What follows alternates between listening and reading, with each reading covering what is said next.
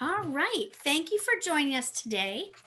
We are excited to talk about Thursday Night Lights, the story of Black high school football in Texas with author Michael Hurd. Please post your questions about our discussion in the chat box, and we will get to them at the end of the program. So, to start, I'm going to introduce Mr. Hurd. Mr. Hurd is a writer and historian who was born in Texarkana and grew up in Houston, where he graduated from Evan E. Worthing High School. He is the director of Prairie View A&M University's Texas Institute for the Preservation of History and Culture, which is virtually documenting 500 years of Black history in Texas. The book we're discussing tonight is his third and was named one of the 30 best Texas books for the 2010-2019 decade by the Texas Observer, and one of the 30 most essential books about Texas by the Houston Chronicle. So welcome. We're so glad to have you. Would you like to start about telling a little about yourself and the book? Hi, Jennifer, and thank you for asking me to speak this evening. I'm really honored. Yeah, well, as you mentioned, I'm a Texas native, Texarkana, of course, the Texas side, and grew up in Houston and had a career as a sports writer. Started at the Houston Post back in the day and Austin American Statesman, and then about a decade at USA Today, covering just about everything I ever wanted to cover, including, a couple of Super Bowls and NBA finals and that sort of stuff. So, and at some point just kind of morphed into being a historian. And, I've been researching Black history since the 1980s. And as you mentioned, this is my third book. And my other two books were about football at historically Black colleges, so, and they're kind of similar stories, but it's really a passion for me talking about those guys. All right. Well, I know that you have a presentation, so you want to start with that, and then we'll come back with questions at the end? Certainly. So I am going to share my screen. All right.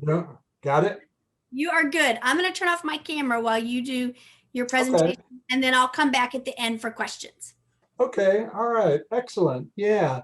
Well, the first time that I heard the term Friday Night Lights, I was pretty mystified, because even though I was a sports writer at the time, I had no idea what that meant, because that was not my experience growing up in South Houston in the Sunnyside neighborhood in the 1960s and attending Worthing High School, whose enrollment was all Black. And of course, the faculty and coaches and so forth were all Black. And we're talking about, the segregated era, so that was my growing up. And these are some of the distinguished athletic alumni from Worthing High School. Cliff Branch in the upper right corner there was a classmate and friend of mine. So I grew up on the fringes of the end of segregation and the beginning of integration, though every school I had attended, had always been segregated. So my first and only exposures to high school football came as a student at Worthing, cheering for the mighty green and gold Colts. And our games were played on Wednesday and Thursday nights in Third Ward near downtown Houston, which was at the time the cultural mecca for Black Houstonians in that era. And the games were played at Jefferson Stadium. That stadium, by the way, was torn down a couple of decades ago. The University of Houston built their new stadium on that site. So there's a brand new shiny stadium there. But the memories of Jefferson Stadium are still alive in Third Ward for people who went to the PVIL games. But that's the genesis of the title for my book, Thursday Night Lights. Worthing and the other Black high schools in Texas competed under the Prairie View Interscholastic League banner, the PVIL, which was the mirror organization to the University Interscholastic League, the UIL. So the PVIL governed athletic, academic, and music competitions for Black schools, and while the UIL did the same thing for white schools. Little history here. The UIL came to be in 1910 at the University of Texas, and its constitution specifically stated that its membership was open only to, quote, any public white school, end quote. 10 years later at Prairie View College, a group of Black teachers formed the Texas Interscholastic League of Colored Schools, which would eventually be renamed the PVIL. Now, both leagues would hang their hats on football, but the UIL would always carry a much higher profile, though both leagues through the years produced thousands of outstanding players and coaches.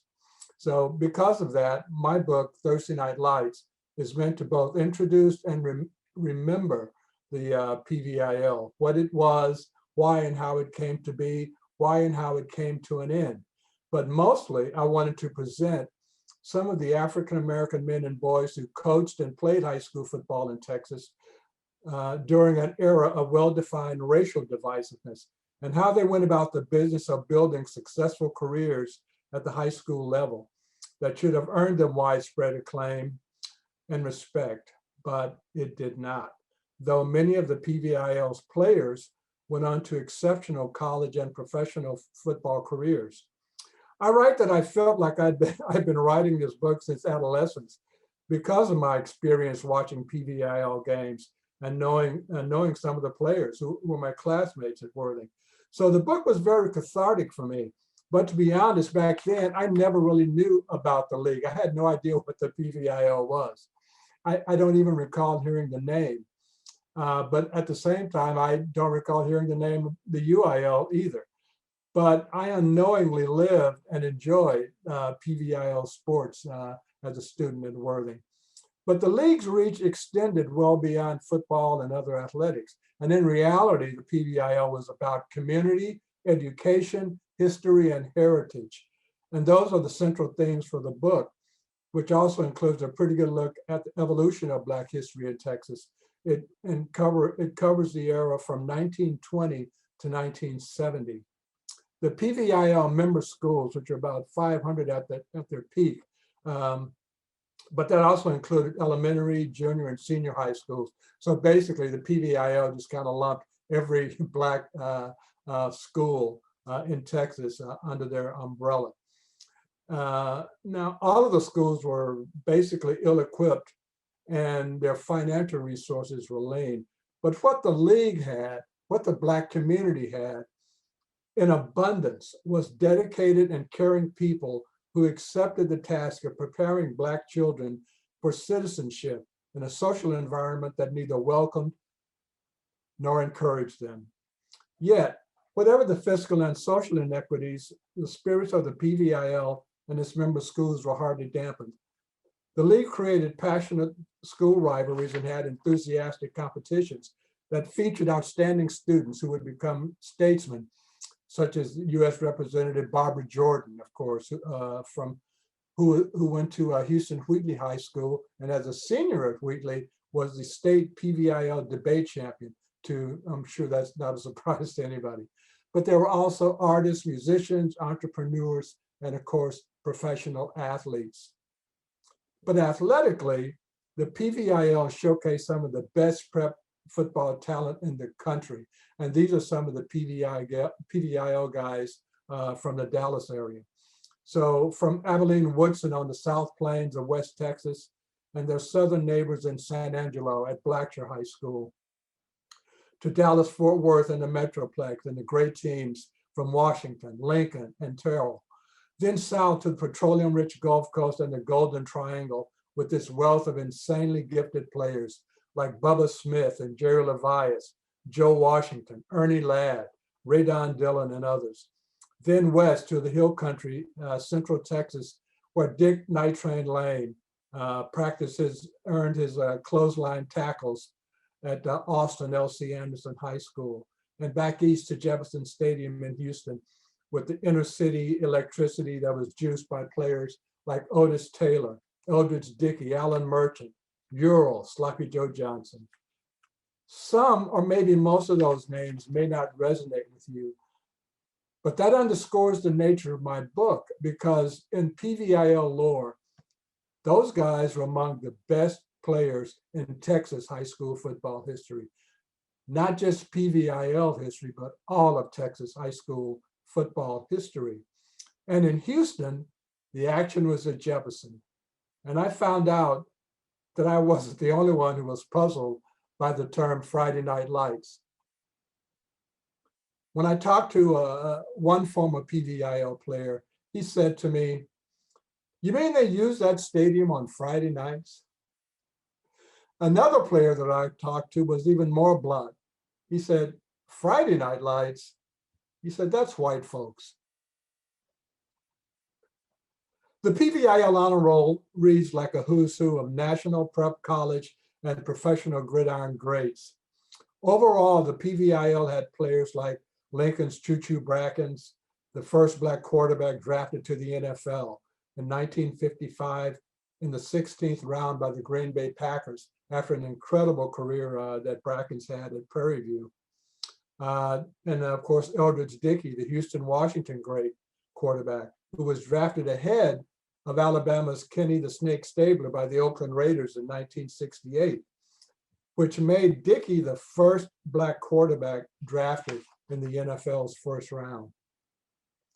There are more Pro Football Hall of Famers with Texas roots, at last count 28, than any other state. And several of those players have PVIL roots. Joe Green, of course, with the Pittsburgh Steelers, played at Temple Dunbar. Kenny Houston at Lufkin Dunbar. Night Train Lane again at Austin Anderson. Charlie Taylor from Dalworth in Grand Prairie. Gene Upshaw from Robstown down in the valley. Emmett Thomas from Angleton Marshall High School. And there were hundreds more who became All-State, All-American, or All-Pro. And consider, in 1967, Beaumont Hebert lineman Bubba Smith, who started Michigan State, became the #1 overall pick in the 1967 NFL draft by the Baltimore Colts. But that year, Smith was one of 5 players from PVIL schools who were taken that year as an NFL team's first choice. The others were running back Mel Farr from Beaumont Hebert, Gene Washington from Baytown Carver, Gene Upshaw, again from Robstown, and running back Willie Ellison from Lockhart Carver High School. Everywhere I went around the state, the one game that everybody knew about was Yates and Wheatley, the annual Turkey Day Classic.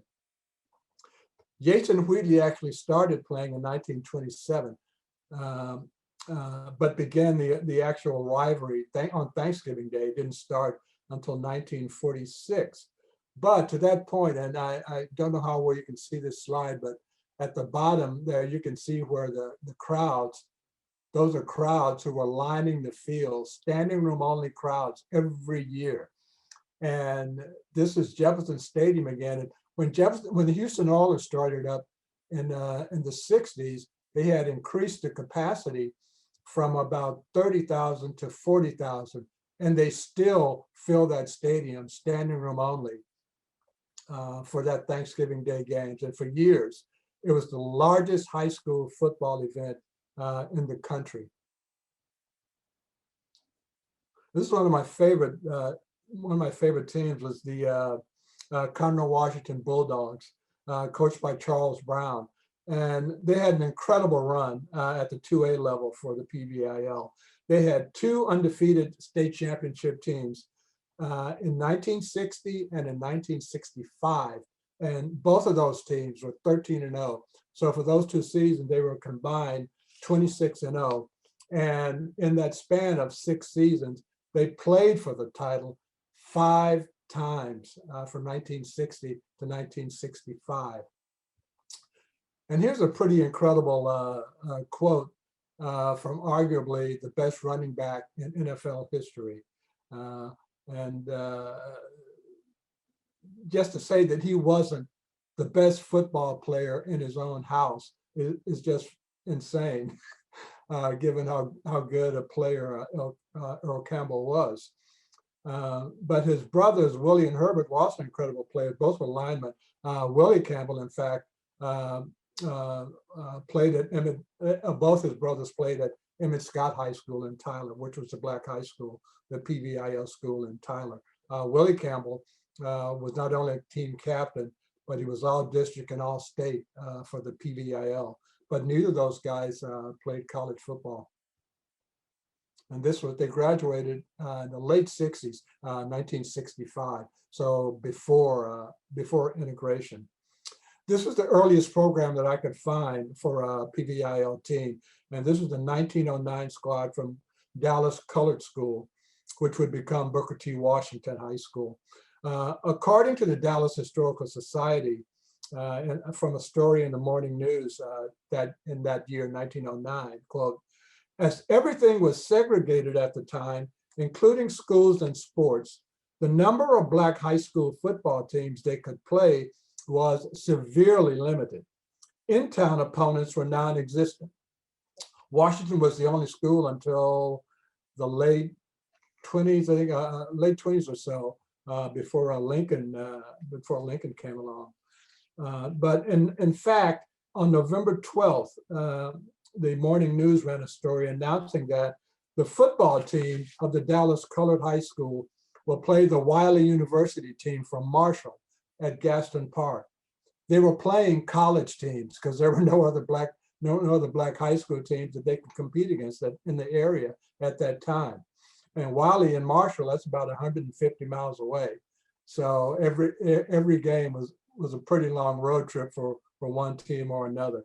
So, but in this case, at least the Dallas school was the home team.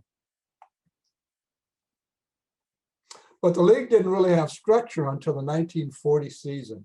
To that point, anybody that had a good season and closed its schedule with a win over its biggest rival could proclaim itself the state champion. So, say if you were Washington and you had a really good season, won most or all of your games, you could proclaim yourself the state champion. But in Houston, if you were at Yates, or if you were in Lubbock, at Dunbar, and you had a really good season, you could also proclaim yourself the state PVIO champion. And so that went on, and a lot of coaches used to call it outlaw stuff because of claims like that. But that went on until 1939, when Coach Patterson from Jack Yates in Houston suggested a statewide district setup broken into 4 regions, and a playoff structure was finally set to decide the official state champion. And that the first PVIL state football champion would come from Fort Worth Terrell, which that year was coached by Marion Bates, whose team would beat Austin Anderson, coached by William Pickford, 26-0. And this is a program from their state championship banquet. So there would be no shortage of related newspaper and magazine articles, books and movies about high school football in Texas. As fans of the UIL schools and a fawning mainstream media statewide delighted in telling tales of Slingin' Sammy Baugh, Doak Walker, Bobby Lane, Super Bill Bradley from Palestine, Ken Hall, the Sugarland Express, and others. And the programs that produced players like those in Odessa, Brownwood, and Dangerfield, and Cleburne. And it didn't hurt that most of the UIL's blue chip players continued their brilliance in major college programs of the Southwest Conference. So you had the white guys who were Friday night heroes, and all of their glory could easily stay in state and make seamless transitions to Saturday afternoon performances that also brought acclaim to their high school teams and coaches. The PVIL, on the other hand, was relegated to languishing in the shadow of the UIL and Friday Night Lights. But the UIL could stake a legitimate claim to its own prowess with programs that featured speed, athleticism, and a taste of showmanship, all to the acknowledgement of no one except Black colleges. Segregation meant success for Black college programs in athletics and academia, because they automatically, back then, they automatically got the best and brightest athletes and students from Black communities and built golden recruiting pipelines connected to Black high schools and their blue chip talent from Texas to Florida. In Texas, That meant schools like Prairie View, Wiley, Texas Southern, and Texas College, all of who at one time or another belonged to the Southwestern Athletic Conference and won Black College National Championships. Prairie View won five before integration, all with homegrown talent. They weren't recruiting out of state back then. The schools existed in a recruiting paradise where access to quick, speedy running backs, strong-armed quarterbacks, sure-handed receivers, and bone-jarring tacklers was just a phone call away. So if you were somebody like Billy Nix at Prairie View, basically you just got on the phone and called one of your ex-players. And if he had a good player, you said, he would say, you get that boy over here. And that would happen.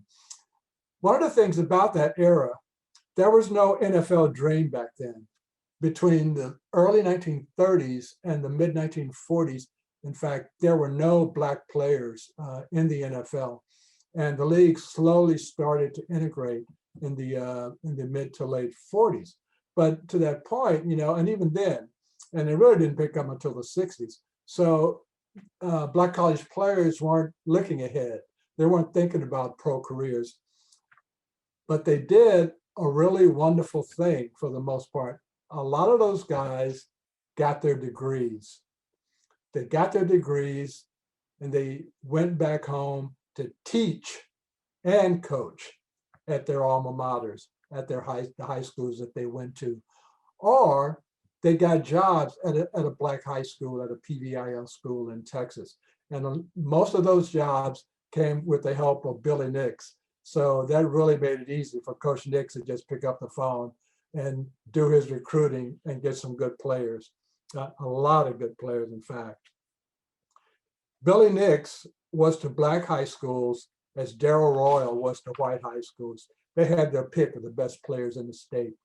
And the Prairie View Panthers were the Black community's Texas Longhorns. That's the kind of following they would have, Prairie View had statewide. And it was because of that connection between Black high schools and Prairie View's football program. But the options for PDL players to compete at the collegiate level in state were really lean. They were much greater outside of the South. So if the Southwest Conference didn't want Black players, there were coaches and schools in the Big Ten, the Pac-10, the Big 8, the Pac-8, and other conferences outside the South that certainly did. So you started to see maybe around the late 50s and definitely in the 60s, where it really picked up. You started to see a stream of PVIL players leaving the state to play at other schools. Examples were Mel Farr, the Beaumont Hebert running back, who went west to UCLA and became an All-American for the Bruins there, consensus All-American pick in 1966. And Charlie Taylor went from Dalworth in Grand Prairie to Arizona State, where he had an incredible career there back in the early 1960s. But if you were looking for a football player during the off season, you only had to attend a PVIL track meet, because the majority of those skill guys, the running backs, quarterbacks, and wide receivers were also track guys. And it was somewhat mandatory. If you played football at a PVIL school, the coaches almost demanded that you also run track because there was so much speed available. So you could go to a PVIL track meet and there would be these world-class sprinters like San Antonio's Clyde Clausen from San Antonio Wheatley High School. And of course, my buddy Cliff Branch from Worthing. And those guys dominated the sprints. Cliff Branch, in fact, had an unprecedented 9.3 clocking in the 4A sprint 100-yard dash at the PVIL state meet in 1966. He was the first Texas schoolboy to run that kind of time, which lasted as long as it took them to set up the next meet, which was a 3A level, when a kid from Wichita Falls, Washington, named Reggie Robinson bested Branch's time, and you track aficionados will appreciate this. Cliff Branch runs a 9.3. Reggie Robinson in the next heat runs a 9.1, and that is really running. In my interview with Cliff, he told me, quote, "We didn't recognize that we had a special league, but we did. We had a league of our own on Wednesday and Thursday nights at Jefferson Stadium. We didn't feel slighted because the competition was so strong. Yates, Wheatley, Kashmir, the Beaumont schools, it was special football. And a lot of the athletes that came out of the PVIL went on to great careers in colleges and Pro Bowl type careers in the pros. There were a lot of great athletes that came out of this league," end quote. For 50 years, the PVIL produced a wealth of outstanding players and coaches that few in the Lone Star State, outside of the local Black communities, cared to acknowledge, though most areas had dual educational facilities, one for whites, one for Blacks, with dual athletic programs that basically ignored each other. In one interview, Bubba Smith from Charlton Pollard would say, "There was the Black side of town and the white side, and you just dealt with what was laid out there for you. You didn't have time to think, why can't I do that? Or why is it like that? Sometimes I think a large part of my life was lost by that, but you could always show what you had on the football field." And in the PVIL, you're talking about people who could righteously play the game. None of the teams were diluted back then. Everyone on the field could play. If you blink, they were gone. It was more physical and tougher, and it always meant something if you could outrun somebody, because everybody could run, end quote. But with integration encroaching and the PVIL peaking in 1967, the league would run out of time, and the UIL would receive a sudden infusion of, as the great Florida A&M coach Jay Gaither would describe his ideal players, mobile, agile, and hostile, blue chip Black players who would legitimize the UIL's claim to having the best high school football talent in the land. The PVIL and UIL merged in the 1967 football season. Segregation had created the PVIL, integration ended it. Yet, when they closed shop in 1970, the PVIL could look back on a wealth of success stories and a football legacy that remains one of the most important and unheralded in the evolution of the Black community in Texas.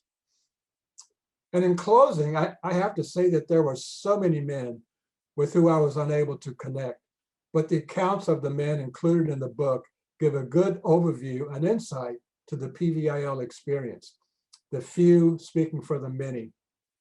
And in group meetings where former teammates and coaches gathered to tell me their stories, and through one-on-one telephone interviews, I was constantly impressed with their enduring spirits, not just locker room camaraderie, but a solid sense of family that has remained intact. Each year, the PVIL Coaches Association, comprised of former PVIL coaches and players, holds its Hall of Fame and Hall of Honor banquet, presenting that year's class with rings. For most of those guys, the great majority of those guys, it's the first time they've been recognized like that for their high school football careers. It's those kinds of stories and those kinds of voices that I wanted to give a forum to, the men and boys who survived in a segregated system that denied and denigrated, yet clearly did not douse their spirits. I was told of one former player who bought my book and showed it to his grandson. He flipped through the pages and he found his name. He turned to his grandson and he said, "Look, I'm in this book." Those are the guys for who I wrote Thursday Night Lights. Thank you all so much.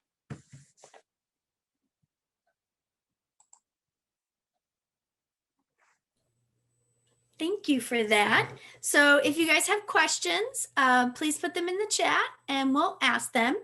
And I will start. So my first question is, this book is full of so many amazing stories of men who have been household names and many others who haven't. Can Mhm. you talk about the story of someone that we should have heard of, but circumstances didn't have it work out that way?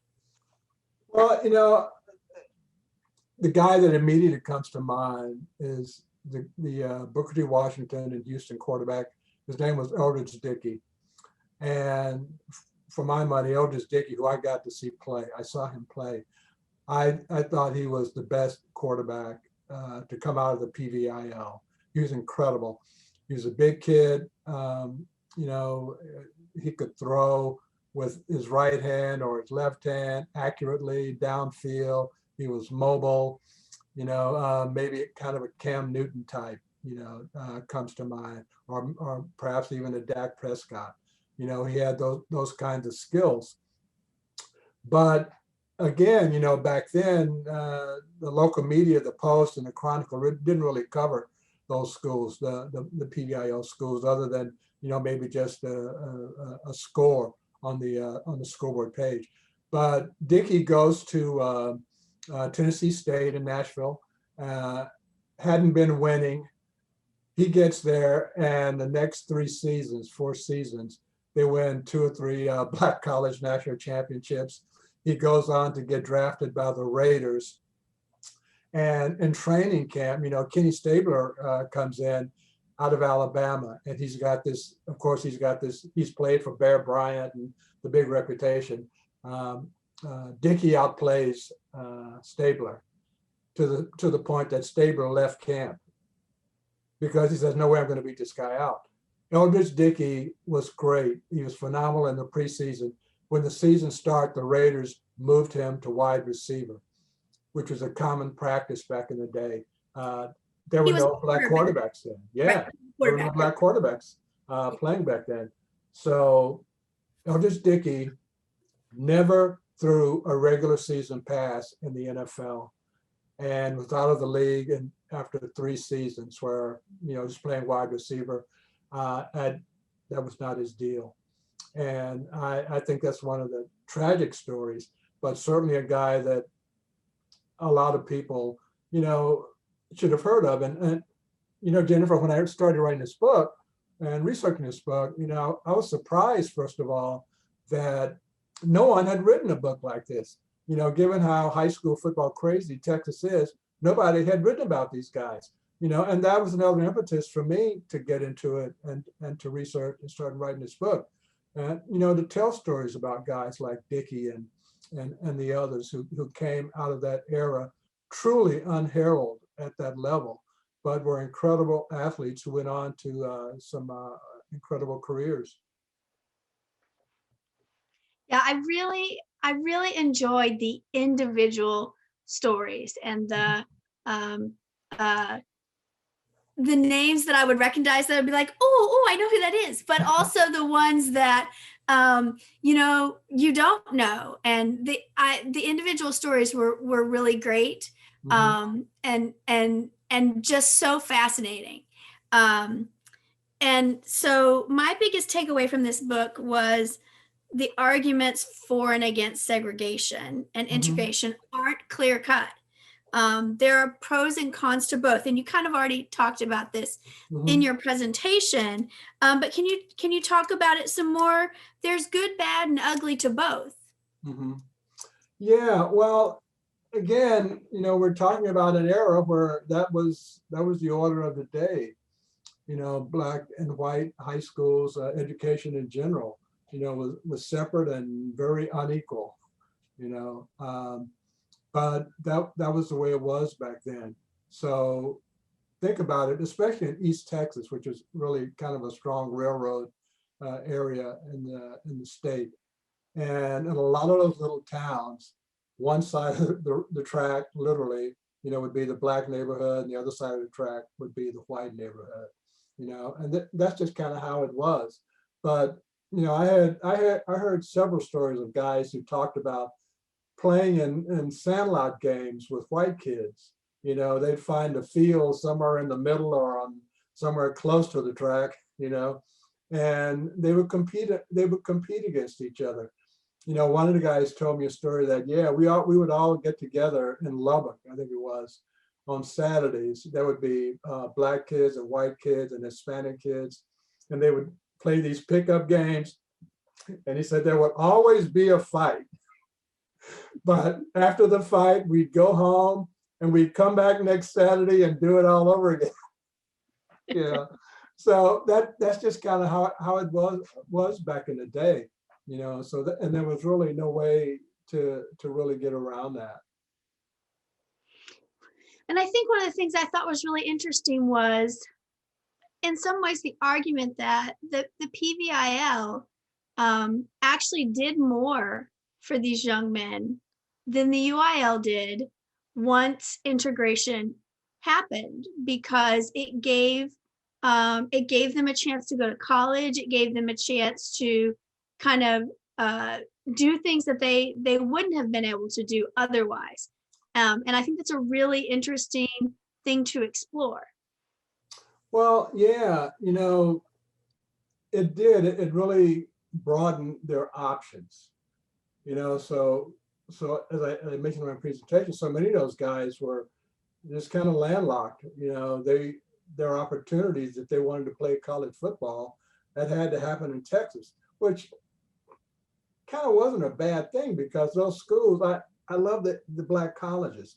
They had incredible academic programs. They graduated a lot of wonderful people, and their athletic programs, so, Wiley College and Bishop College, up in that area, and of course Prairie View and Texas Southern came along in the 50s and all of that. Those were great schools, and in their own right, they presented some opportunities. But you're right, when the UIL came along and started taking those kids, they really increased their visibility. That was the big thing. They increased the visibility for those players. Now all of a sudden, you have recruiters from even throughout the South who are starting to look at these guys, and they're also getting, as we get into the 60s, 70s, TV opportunities. So the main thing about it was visibility. Now the downside to that was, at their peak, there were 500 PVIL schools, and I figure maybe 100 or so were high schools. The majority of those schools closed down. And when those schools closed down, because there was no white kids busing to black schools, black kids are being bused to white schools. So you had a lot of wonderful, exceptional black teachers and black coaches who lost their jobs, and the big thing about that is another aspect of the PVIL schools was the mentorship. They talk about, excuse me, they talk about a village raising a kid, and that's really what it was in those black communities back then. The teachers were so visible back then, and they knew most of the parents knew most of their children's teachers. I had one coach who said to me, he knew all of the mothers, and the mothers would say, "Here's my son, take him, do whatever you can, just don't kill him."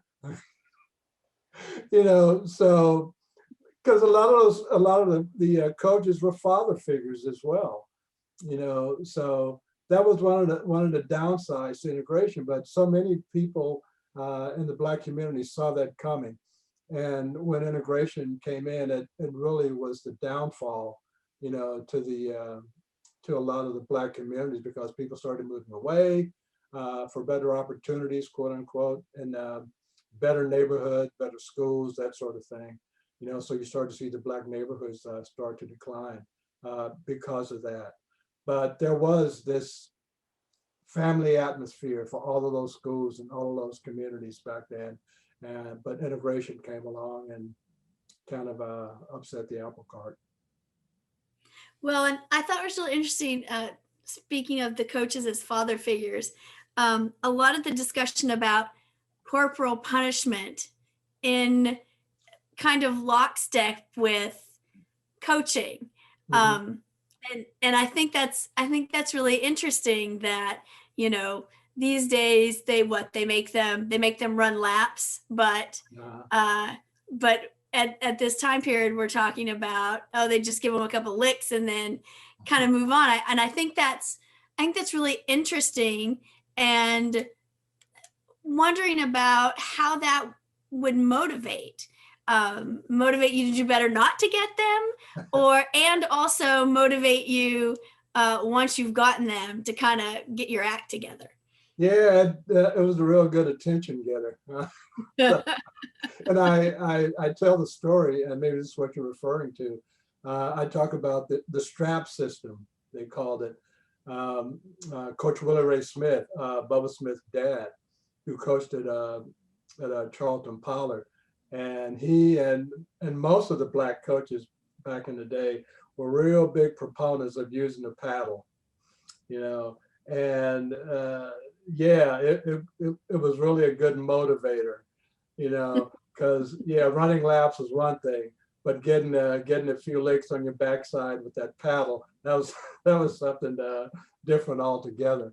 But they used that was a big part of coaching, I guess, motivation you can call it, and it's not something that they would ever get called on, you know, by parents, because teachers would do the same thing if you acted up in class. They would pull you aside out in the hall, and you might get a few licks, you know, and then go back in class and behave. But that was a big part of it, you know, the corporal punishment. In fact, I had talked to one player, you know, who told me, in fact, it was Jerry Levias, you know, who said, you know, we were talking about this, and he just said a lot of things that coaches did to motivate their players back then, today would be called child abuse. You know, they were really physical with those guys back then. You know, so that was a big part of their motivating strategies.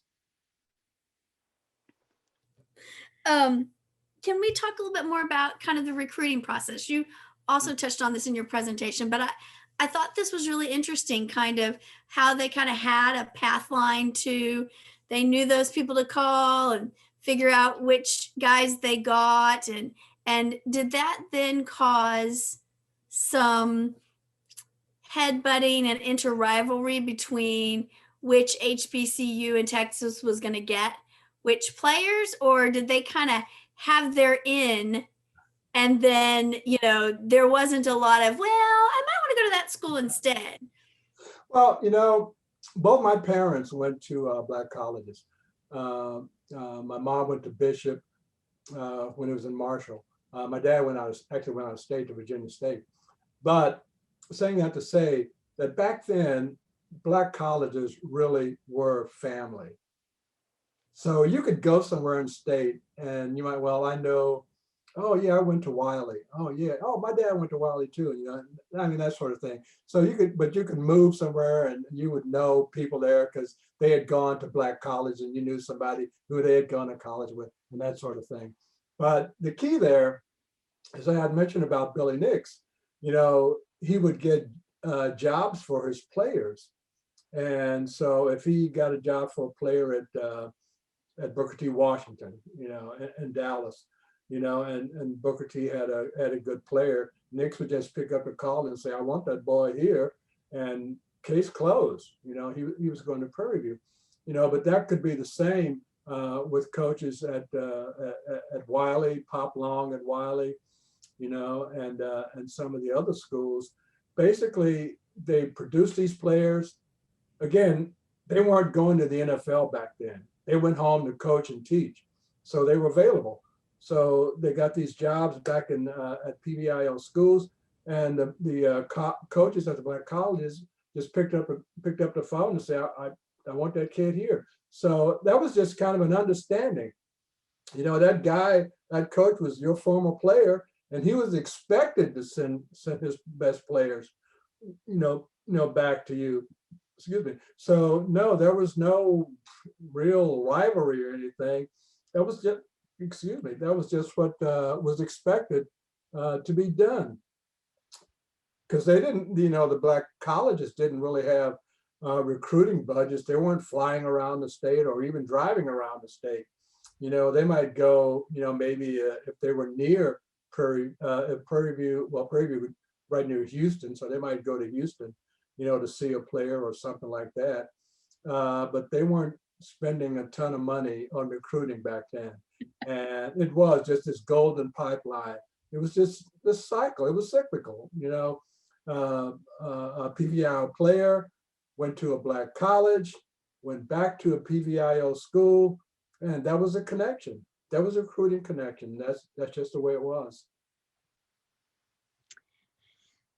So you've kind of talked about a few things, but what do you think is the most important thing that you would like readers to take away from the stories of the men you've talked about? Well, again, the reason I wrote the book was to give those guys exposure. And that's the main thing. I just wanted those guys to be recognized for the talents that they had, and display it on the football field. And they should have been, again, given how crazy this state is about high school football, they should have been as well known as Sammy Baugh and Doak Walker and all those guys. And of course, they really weren't.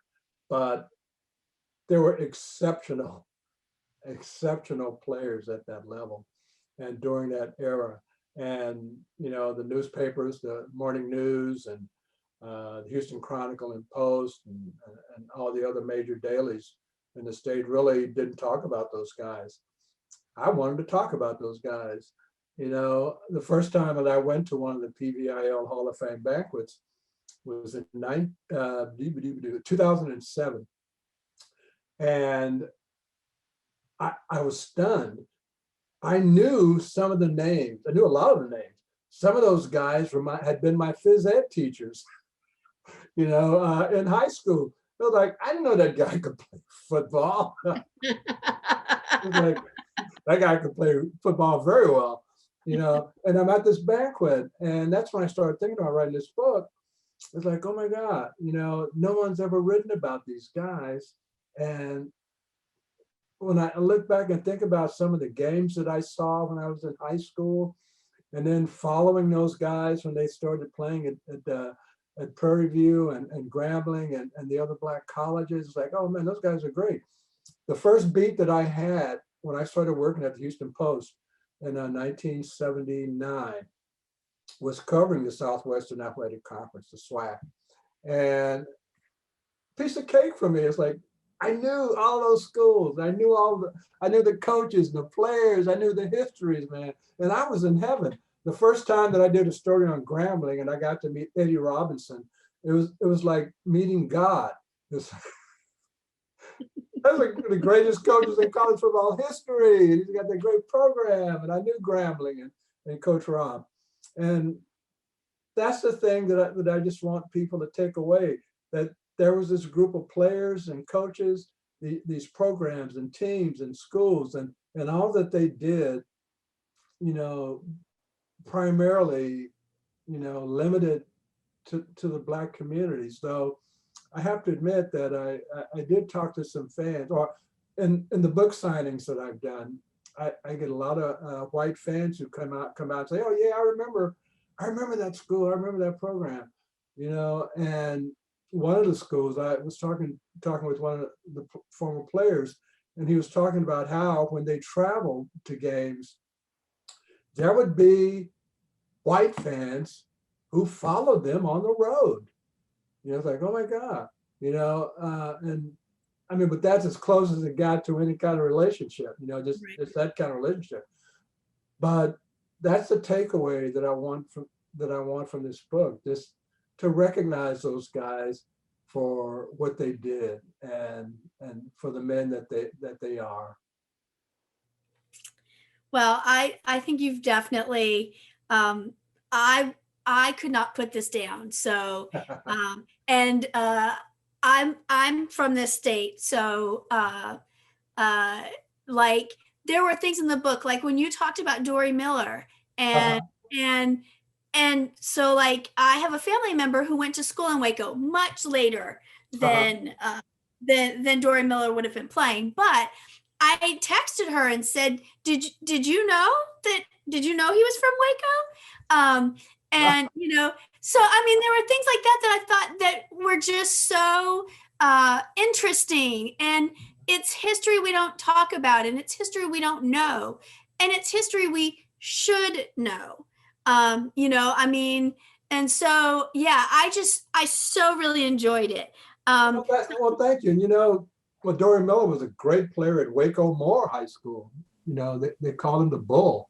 He was a fullback. He was a great player at Waco Moore. But that's the thing. I've been getting a lot of, thank you for writing this book. Because that's history that, as you just said, people were not aware of. And again, talking about high school football in Texas, yet there's this group of guys that nobody knew about, and again, that's the takeaway. Yeah, these guys existed. They were incredible talents. Please recognize these guys, know about these guys, and learn their stories. So I'm going to ask you one last question. Okay. Are you working on anything new? As a matter of fact, I am. And yet another Black college football book. I'm working on a book about the history of the football program at Prairie View, which is another kind of similar story. People know Prairie View for that losing streak. They lost 80 straight games, the most in NCAA history. But back in the 50s and 60s, Prairie View had one of the best football programs in the country. And they won 5 Black college national championships back in the 50s and early 60s. And I want to write about that because I think that's what people should remember about that school and that program. Not the down times, but yeah, there were some great times in football at Prairie View, and headed by Coach Nix, who was just an incredible man and just a great coach. And again, very overshadowed. He's in just about every Hall of Fame he could qualify for, except the Texas Sports Hall of Fame. But I'm working on that. So yeah, so that's my research now. Yeah. Well, that sounds very interesting. So I'm definitely gonna have to keep an eye out for that. I am definitely one of those football crazy people. Okay. So okay, all right. So I want to thank you for joining us today and sharing your time with us. It's been my pleasure. And everyone else who attended. If you would like to purchase a copy of the book, there are copies available at the dock here in Fort Worth. This is their contact information. They are open now, so you can go in, you can order off their website, or you can call to place your order. And we really enjoy working with them and, support your local independence. And we are closing out the month of February with a great discussion about the book, The Ballad of Robert Ely and His 5 Careless Lovers, with author Joe Nick Butowski and musicians Mike Buck and Jackie Newhouse. Both Mike Buck and Jackie Newhouse have been in other bands that you may know about, the Fabulous Thunderbirds and Stevie Ray Vaughan's, both of Stevie Ray Vaughan's bands. Please join us this Saturday at 10:30 a.m.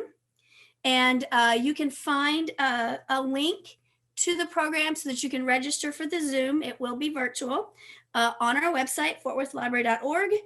And we have lots of other great author visits scheduled through the summer. So please check out our calendar online, and we hope you come back and join us. And thanks again, Michael. We really appreciated it, and have a great evening.